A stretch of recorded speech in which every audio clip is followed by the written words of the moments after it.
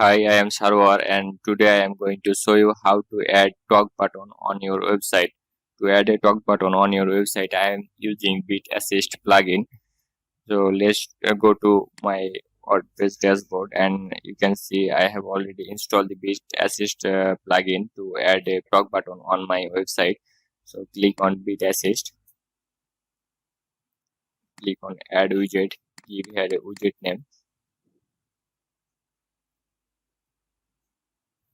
click on Create button, click on three dot and edit the widget.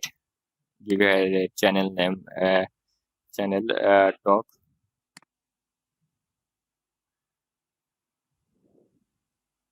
and click on save button.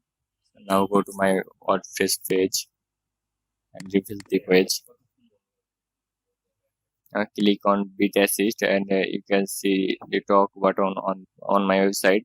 So click on it and you can see the message option will come successfully. And at this message, at first you have to uh, add your snipped code on your website to add this message section on your website. I have already added my snipped code on my website. So in this way you can add your talk button on your website. And thanks for watching this video.